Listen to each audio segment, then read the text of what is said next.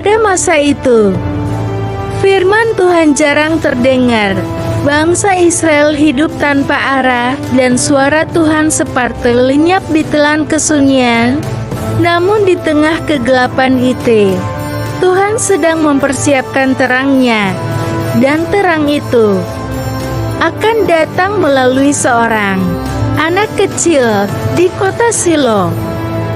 Berdiri kemah suci, tempat umat menyembah, tapi sesungguhnya banyak yang datang hanya karena kebiasaan hati mereka tidak benar-benar mencari Tuhan.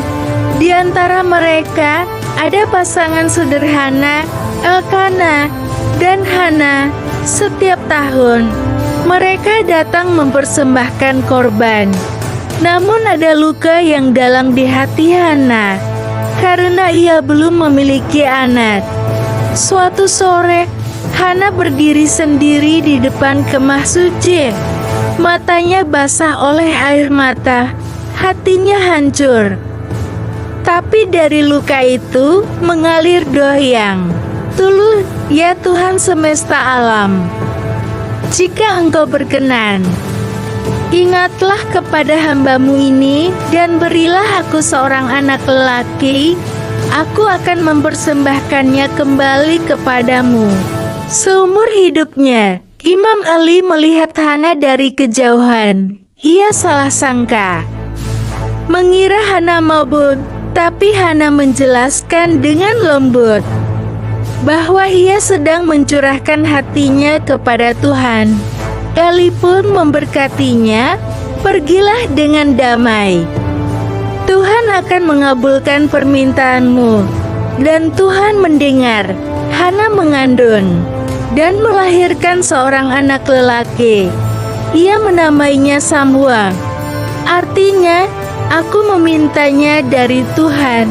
Anak ini adalah jawaban dari doa yang penuh air mata. Hadiah dari surga untuk seorang ibu yang setia. Ketika Samuel masih kecil, Hana menepati nazarnya. Ia membawa Samuel ke kemah suci dan menyerahkannya kepada Tuhan. Anak ini telah kuminta dari Tuhan, kata Hana, dan sekarang aku menyerahkannya kembali kepadanya. Samuel tinggal bersama Imam Eli dan melayani di rumah Tuhan. Meski masih kecil, Samuel setia. Ia menyapu halaman kemah, mengisi minyak lentera, mendengarkan ajaran-ajaran Tuhan.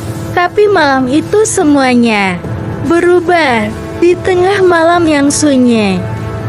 Ketika lentera hampir padam, Samuel mendengar suara Samuel. Ia bangun dan berlari ke Eli. Ya Bapak, bukankah Bapak memanggilku? Tapi Eli menjawab, aku tidak memanggilmu, anakku. 3 kali hal itu terjadi. Dan akhirnya Eli menyadari, itu suara Tuhan. Jika ia memanggilmu lagi, kata Eli, katakanlah, berbicaralah, Tuhan, sebab hamba-Mu mendengar. Dan saat suara itu datang kembali, Samuel menjawab seperti yang diajarkan Eli. Malam itu, untuk pertama kalinya Samuel mendengar langsung suara Tuhan. Sejak malam itu, Tuhan berbicara kepada Samuel.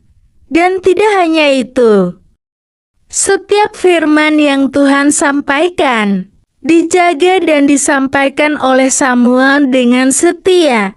Seluruh Israel mulai mengenalnya, anak kecil yang dipanggil Tuhan, menjadi nabi bagi bangsanya. Seperti yang telah Tuhan katakan, rumah Eli menerima hukuman karena dosa anak-anaknya. Keluarga itu pun jatuh dan tugas imam besar beralih kepada yang lain. Namun dari reruntuhan itu, Samuel berdiri tegar. Ia tumbuh menjadi pemimpin. menjadi suara Tuhan, menjadi terang di tengah gelapnya bangsa.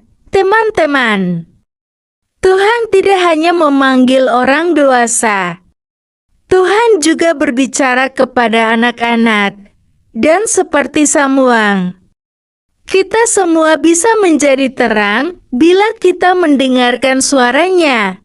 Mungkin dunia tampak gelap, mungkin kita merasa kecil, tapi Tuhan tidak mencari yang kuat. Tuhan mencari yang setia, dan Dia masih memanggil sampai hari ini.